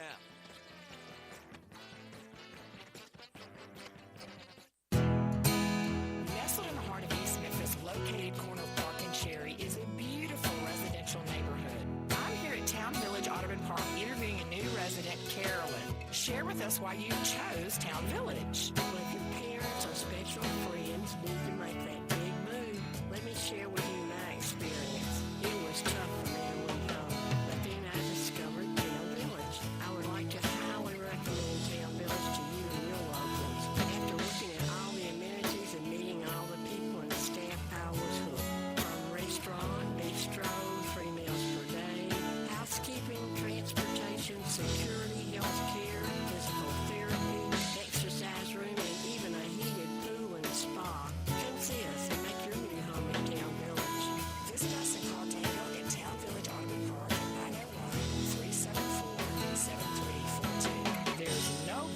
like home, Town Village.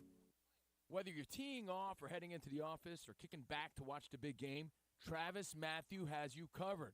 Their versatile, high-quality apparel seamlessly combines style and comfort, making you look and feel your best wherever life takes you. From performance-driven styles to everyday essentials for men and women, Travis Matthew clothing is as adaptable as it is durable, making it a perfect fit for life's many moments. Ready to elevate your everyday? Visit TravisMatthew.com and get 20% off your first order when you sign up for email. All 650 acquisition fee, 20,000 miles per year, 20 cents excess mileage. Pay for SEO 23,318, MSRP 25,320. Telluride SG596204, MSRP 41,060. Sportage S719 2005, MSRP 30,660. Includes all rebates and incentives. Must finance through KFA. Excludes tax filing license 895 PF with approved credit. Dealer stock only. See dealer for complete details. Offer valid through 3/2/2025. It's the Kia President's Day sales event on now at Gossett Kia South Mount Moriah. Hey, what's up, Jeff Allen? Randy, I've got a 2025 Kia K4 LXS for less than $5 a day at $159 a month with class-leading torque and fuel efficiency. 2025 Kia Telluride has front-wheel drive with more power, larger cargo area, and more ground clearance than a Nissan Pathfinder. $398 a month. Plus a 2025 Sportage EX, better overall customer rating than a Toyota RAV4 and longer warranty per Edmunds.com at $279 a month. All $49.99 to a signing, 24 month lease. Plus, get a 10-year, 100,000-mile powertrain limited warranty. So whether you live in Horn Lake, South Haven, Olive Branch, or Memphis, you'll be happy at Gossett Kia on Mount Moriah. Listen each and every Sunday morning at 11 to join Ottawa Presbyterian Church for worship. Ottawa is a PCUSA church located in downtown Memphis.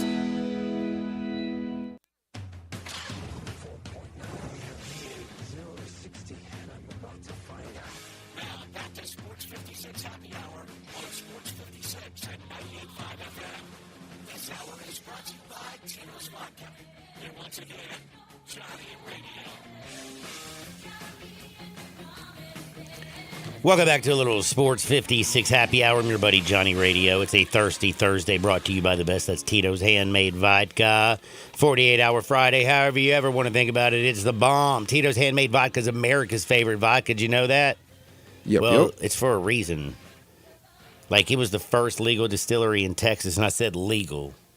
They had some crazy ones back in the day. You know, Texas is different, man. Tito's, by the way, is 6 times distilled. Till it's just right. Then they still in classic copper pots. It's made with 100% corn, making it naturally gluten-free. It's the highest quality spirit. Mixes with just about anything. Telling you, it's the bomb diggity. And also, you know, Tito's has a great reputation because Tito Beverage is like me in one aspect. He loves animals. I love dogs. I'm a dog-loving fool. Tito does more for dogs. Like, if you are a dog lover and you're not drinking Tito's, are you really a dog lover? He's got 680. Got to really question that he's already rescued. He's also brought him out to his big, gigantic farm out there in Texas, and all these wonderful dogs who've been injured, and some of them don't even have a little leg. They're out there running free, baby. Living the large life. They're the luckiest dogs ever. Man, make sure you always. And plus, he does more with the non-profits and stuff when it comes to dog stuff, man. Tito's, baby. Committed to the community and committed to you giving the best vodka in the entire world. That's Tito's Handmade Vodka. Do me a favor, Hans. What up? Strike up the band. This is Access Hardwood. We here talk about things and we do speculate recklessly sometimes. It's entertaining. But I will tell you one thing. I also have to say, do you believe in a coincidence? Sometimes. Sometimes, yes. But do you remember I told you on Sunday, what channel is 60 Minutes on? That is the 3. WREG, sir. I just know who it, is that ABC, NBC? CBS. That's CBS. Yep, 60 Minutes. I think CBS is trying to, take your freedoms away.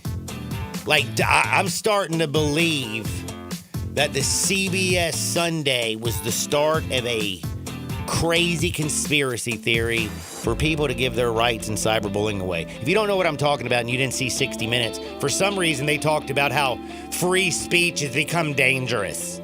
And over in Europe, and they went to Germany, and they followed around these police officers who were going to people's houses, knocking on their doors, and arresting them for what they deemed inappropriate and dangerous language. One dude just posted a flag, like a British flag, or like if you say that in Germany and England and France and all these countries, if you say something mean about somebody and it's false, you go to jail.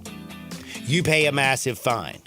If you say something that they don't agree with, and who they are is, I don't know, I guess one side, a person who's out there making sure that everybody has to fall in line. I don't like that BS. Gatekeeper. Like, dude, that's some, man, let me tell you something. If I want to say anything, I want to say anything. Like, I know I can't, like, scream fire in a crowd, like in a movie theater. Yep. Like, as long as I'm not in literally endangering somebody, but if I want to say that person's an absolute beep, I'm going to say it. You have the right to, by the way. And that's because, thank God, we still here live in this country. But I feel like they're trying to take our rights away. And you know why?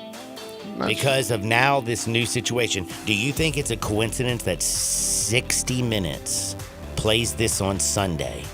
And then on Wednesday, which actually, I'm sorry, Tuesday, the Mary Kate thing comes out.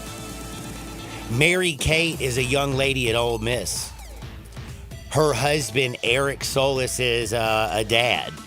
He had a son who he sent to Ole Miss. Mary Kate went to Ole Miss. The son and the daughter allegedly, well, no, not allegedly, they've been dating. They've been going out. They've been boyfriend and girlfriend for a while. Allegedly, she slept with his daddy a couple times. The fraternities and sororities went all kind of crazy. She has become infamous on the X and in social media. Now, I don't think it's such a terrible thing. While Eric probably has some explaining to do with his wife, what I'm trying to say is, like, this girl, like, be honest with you, yo, you can use this. You can be the next Hawk Tuohy girl. Go out there and take this fame and fortune. Turn your infamy into financial freedom. Like, this is the land of opportunity. Hey, you get knocked down, you get back up. You can take some negativity and turn it into positivity all the time with financial gain. She'll need a nickname, John. But my whole point about how I think this might be like, what do they like to say in conspiracy? This might be a CIA PsyOps event. And the reason I say that is because 60 Minutes is showing you how being mean on the Instagram and Twitter, like, do you not remember, like, Congress, like wanted to, like, they brought up a bill, some idiot brought up a bill about banning certain speech. Like, man, shut your mouth up. You know, we got the whole damn thing called the First Amendment. Man, please. But the thing is, what I'm trying to say is, all of a sudden, cyberbullying's bad on Sunday, and then this comes out, and guess what came out 1 hour ago? What you got? This is from the Abbotts. Today? They haven't said a word in a couple days, right? Uh-huh. Well, guess what? They came out and spoke today, and here's what they had to say. By now, some of you know my daughter, Mary Kate Cornett, has been the subject of a totally and categorically false, malicious, organized, and defamatory cyber attack. She has been publicly doxxed as our family has been forced to take protective measures to ensure our safety. We have filed police reports, and local law enforcement in Oxford and the University of Mississippi Campus Police are on it. The viral and interstate nature of these false attacks even lead Congressman Wesley Hunt's office and the FBI to reach out to our family today and join the efforts to find these and those who are responsible. They mention, and I can't read the whole damn statement because dadgummit, it's long. They mention Antonio Brown. They mention Pat McAfee. They mention Barstool Sports. They mention SEC Burner. They mention all these organizations is going out there and attacking her. Have you seen her? Yeah, she's cute. Yeah. Have you seen the dad? And you saw the dad too, right? He ain't cute. Yeah. He's got money though. Money. Giving Mr. Tuohy. He looks like Mr. Tuohy. Oh, don't say that. Looks like he's an Ole Miss legend. I know, but he favors. Oh, they do favor each other. That's all. Yeah, that's but all. I just said he wasn't good looking, and again, I like Mr. Sean too. He's a wonderful guy. Point is though, this is very long, and it continues to go on, and it talks about basically the legal action that they're going to be suing people, that they're looking for legislation now to be passed to prevent cyberbullying or basically free speech. As they should. And as they should. Look, you want to sue somebody? If No, they I put was out agreeing something? with you. No, as they should not, man. That's what I was agreeing with you. Again, this little congressman, this little Wesley Hunt dude, I want to come out there and slap you like you wouldn't believe. And guess what? I said I will slap you. Are you going to come and get and arrest me? He'll come and debate you. Wesley Hunt, you can kiss my ass. You like that? I mean, seriously, again, do I feel bad? But again, this is all done by another malicious young lady. If you want to go after the one lady that she has a beef with, and by the way, it all started because two girls had beef. Yep, she told someone, the wrong person. And then Mary Kate told her friend, and then 6 months later, they have a fight. Probably both on their period, a little emotional. You know how it is, man. Young, your hormones are going crazy. But you don't out your friend like that, though, do but you? Then she takes all of her, screenshots and text messages between the two, and then she posts them, and then the world runs with it. And again, she puts it on Twitter. That's not illegal. Don't send the woman a text message. Then tell her to her face or write a note and burn that joint. Again, come on now. What are you about to now? So if somebody texts me, you're going to try to tell me by law I can't put that text out on blast if I want to? You sure can. Man, I'm just going to tell y'all. It's not a good friend, though, all John. you idiots, because bad things happen to you is not because the world is wrong and evil and false. It's because you made bad decisions. Everything that happens to you is based on how you usually It's not everything. 90% of the world is how you react, and 10% is what happens to you. Look, Mary Kate. You might have handled the situation, but you know what? I also saw your text message. You were a bitch.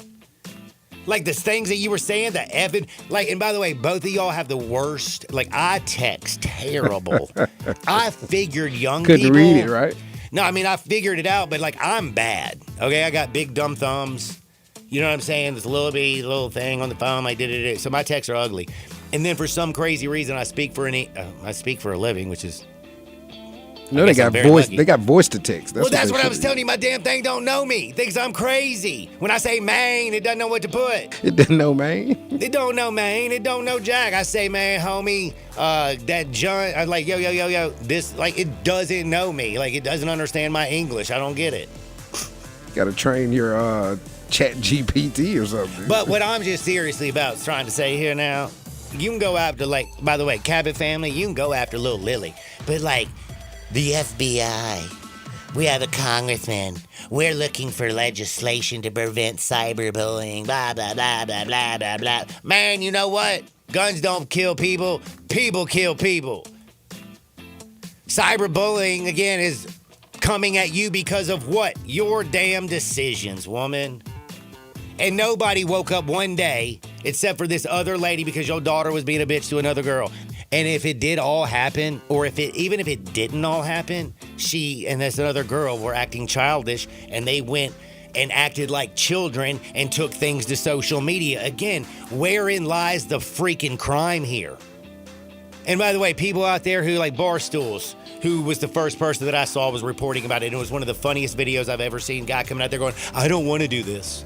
I don't want to do this.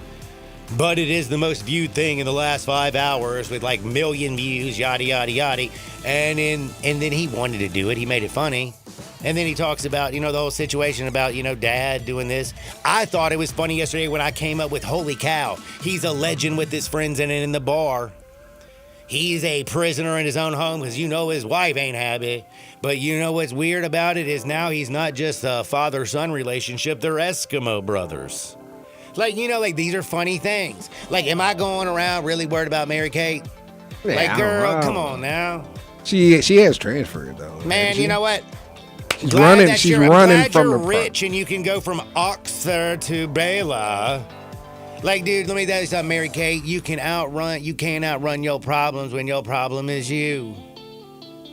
Damn, look in the mirror, girl. And don't be go looking for it. If she looks in the mirror, she'll be happy. Man, is she cute? She'll be happy if she looks in the mirror. Listen, girl, use the infamy for money. It's just, but again, I'm going to tell you right now, I just thought it was weird. 60 Minutes on Sunday, Mary Kate on Tuesday. Now on Thursday, you got some dumbass congressman talking about how you should there should be legal recourses for people out there who say mean things on the internet. Dude, if I got in trouble for saying mean things, mean things. Again, and the other thing is like, do you know how mean society is now? Like, because young people are Very. a-holes. I go to a store, and I mentioned it just for a minute yesterday.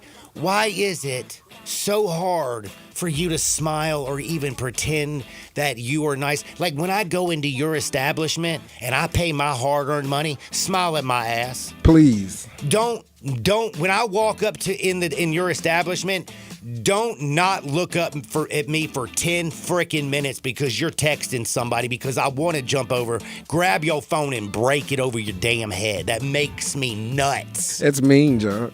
Like, and when I ask for somebody, excuse me, can you get me this? I ain't in my house.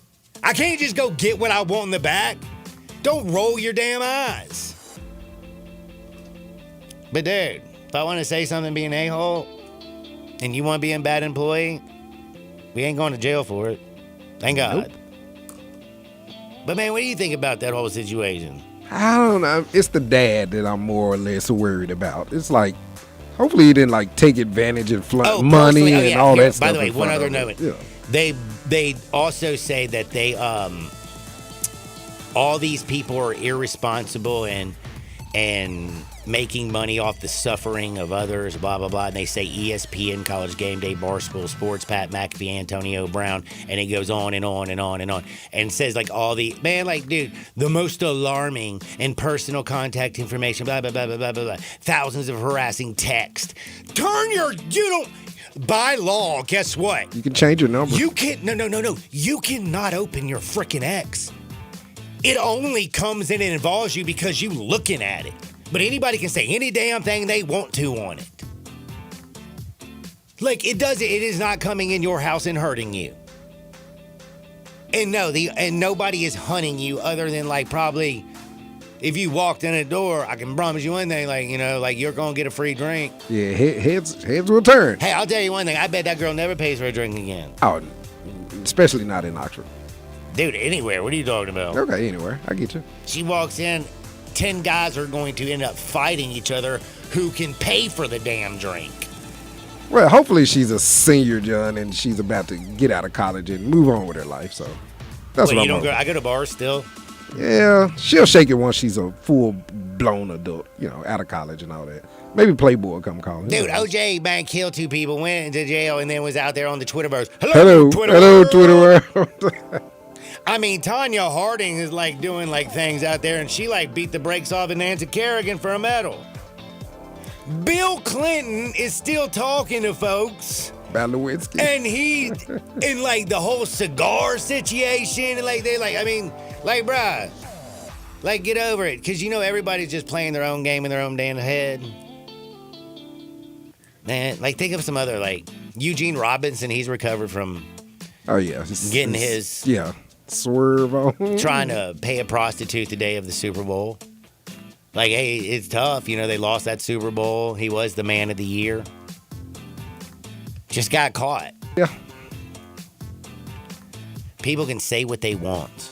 Ooh, I got a text. This is long. Let's see. Probably telling you to people can say what they want when push comes to shove on draft night. Oh, this is about football. That's Randy. Woo! Hey, what up, Randy? What's he got for me? Did you read it? Yeah, he pretty much agreed with you on Travis Hunter.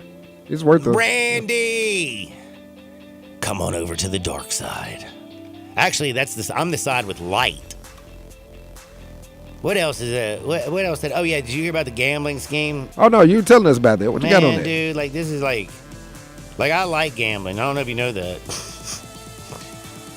But, you remember, who's Porter's little brother? In Denver? That's what you're talking about? You remember when the not good Porter got arrested and he's, like, banned from the NBA? Like Terry Rozier, he's under federal investigation. Jonte Porter? Jonte Porter, thank you. So remember, Jonte Porter was linked to fixing games back in the day with, Toronto Raptors, of course. He pled guilty. Yeah, he pled guilty to federal conspiracy to commit wire fraud, blah, blah, blah. The NBA banned him for life. You know that, right? Yep. Terry Rozier, a far more prominent NBA player, is currently with the Miami Heat under federal investigation. And the reason I believe so is because what? Because Porter be talking. Uh-oh. Because a man named Henson, who was flying to Colombia. This dude, like nobody know, like you hadn't even. I don't think you've ever heard of this little guy. His name is Shane Hennon. I'm sorry, not Henson. That's the Muppets. Shane Hennon. Yeah, that is the Muppets. He got arrested by federal agents just a couple days ago. He was flying out of Vegas and headed to Colombia, connecting through Panama. Looks like he was about to flee the country. But he's been arrested and he has been charged. Like they say that this is the largest point shaving scam in possible history. Like ever. Like the Justice Department is throwing everything. They got 5 co-conspirators with him. Again, Porter not being listed. They got Timothy McConnell. They got a bunch of dudes down there that you don't know. They're talking about wire fraud. They got all the stuff. You see what he had on him? What do you mean? Hennon, he had multiple cell phones and around 10 G's in cash. In cash, yeah, he had $10,769 in cash. He had multiple one-way flight to Colombia. Multiple burner phones, one-way flight to Colombia, and he had transferred, they said, a ton of money electronically already to offshore accounts. You see what I'm saying? So my man, he was ready to roll. He was gone. He was a day late. He was gone. He was a day late. You know, did you know that he was in the plane? Oh, they got him off the plane? Oh man, that is nuts. My man thinks right before they don't touch it, like stop that thing. He go to Colombia. Jones, He'll get returned. He'll get returned. No, if he went to Colombia, he probably would have been a cokehead and ended up being dead in a few years. You don't think they would have put him on a plane and sent him back to us? No, man. Why would do they have an extradition? Colombia don't have an extradition in the United States. There's been a lot of that. Man, that's why that McAfee guy was trying to get there, man. You don't know who McAfee is? Remember the virus joint? Oh. And the dude who started that company, John McAfee, went crazy, remember? Like they say he murdered somebody and was running through You are just a world of knowledge, good man. Google that. That's a crazy ass story. If you want to talk about crazy. I'm late for a break, aren't I? I'm going to take a really quick time out, and then I'm going to tell you what we're betting on tonight. Not a lot of action when it comes to major college basketball. Only 2 top 25 teams playing. But you got a bunch of little babies like Morehead State. Did you know that Elon now has his own university? It's called Elon. I didn't even know that. They're playing tonight as well. We'll talk about bets on the other side. Don't you dare touch the dial. Sports 56, 98.5 FM. Broadcasting from the Family Leisure Studio, we are Sports 56 and 98.5 FM. Hey everybody, the new Silverado deal of the year, maybe the decade, is here in Olive Branch at All Star Chevrolet, where all the Silverados are. Yes, you can get financing down to 2.9, plus make no payments for 90 days. Finance your new Blazer, 1.9, no payments for 90 days. Look, it's still love month, so come get a new Silverado or Blazer. You will love no payments till May, and your good credit deserves it. If you're law enforcement, first responders, healthcare, military, education, recent grad, you get an extra $500 bonus. And if you're looking for certified Silverado Tahoe Suburbans, they're right here at All Star Chevy in Olive Branch. Every pre-owned you want, Fords, Hondas, Hyundais, dozens of Silverados, they're all here. And if you have any vehicle you want to sell, bring it here to All Star Chevy in Olive Branch and get the most money for it today. Together, let's drive. AllStarAutoGroup.com. Breakfast is what you make it, and maybe, just maybe once in a while, you want your breakfast to have a little kick to it. That's why Sunrise doesn't just feature a full bar. They feature drinks that scream, have me with breakfast. Ever had a breakfast shot? They mix Jameson with butterscotch schnapps, then add an OJ chaser and a bite of bacon, and you'll feel like you've just had a taste of pancakes, but with alcohol. Another Sunrise specialty is the wake-up call, vodka, Red Bull, and lime, and you can keep the can. As always, the food at Sunrise is unrivaled, and they have a full bar. The President's Day sales event and Trump Month is on at GossenChrysler.com. Dodge, Jeep, Ram, Fiat on the Pike. 24 Dodge Hornet GT all-wheel drive, most powerful gasoline-powered SUV in its class, $27,698. 24 Jeep Gladiator Sport S, $14,191 off MSRP.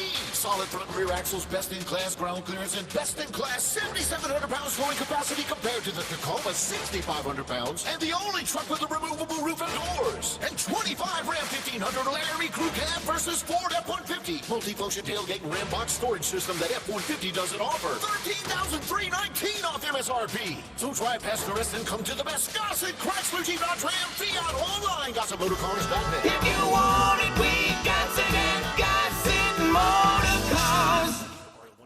MSRP 56,265, 1500 SN 64771, MSRP 67,265, Hornet TR3A 42,215, MSRP 35,835, includes all rebates and incentives, PF 895, excludes stock title license, see dealer for complete details, offer valid through end of the month with approved credit, dealer stock only.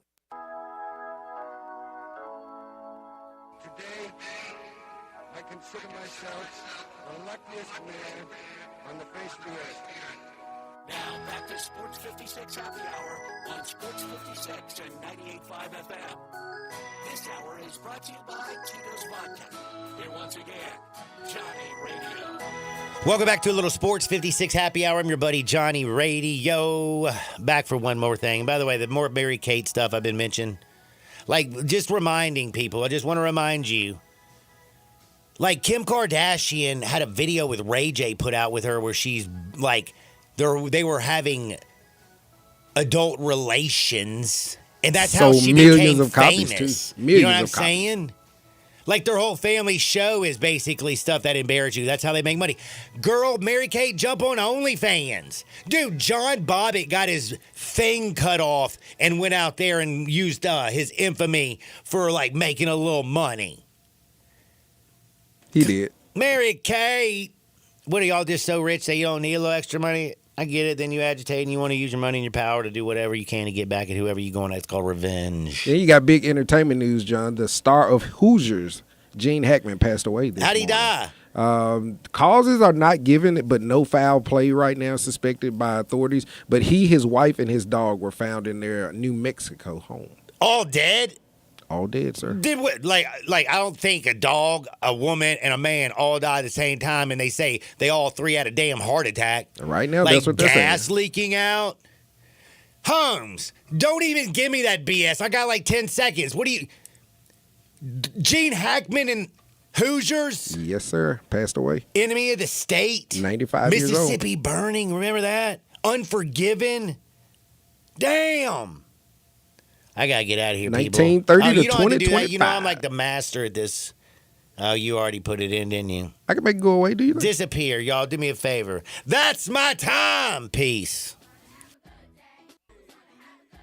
Top Gun is the largest indoor range in the Mid-South. The size isn't their only difference. Top Gun has the best instructors with over 300 years combined experience and classes all the way from first shot to master marksmanship. Plus, Top Gun is affordable. Gold membership is just $48 a month. That's just $1.60 a day for a limited range time. Free gun rentals with purchase of ammo and members lounge access. Top Gun 2770 Whitten Road and TopGunMemphis.com. Always ship with the best. Top Gun Memphis. All 650 acquisition fee, 20,000 miles per year, 20 cents excess mileage. Pay for SEO 233118, MSRP 25320. Telluride SG 596,204, MSRP 41,060. Sportage S719 2005, MSRP 30,660. Includes all rebates and incentives. Must finance through KFA. Excludes stock final license 895 PF with approved credit. Dealer stock only. See dealer for complete details. Offer valid through 3/2/2025. It's the Kia President's Day sales event on now at Gossett Kia Southbound Mariah. Hey, what's up, Jeff Allen? Randy, I've got a 2025 Kia K4 LXS for less than $5 a day at $159 a month with class-leading torque and fuel efficiency.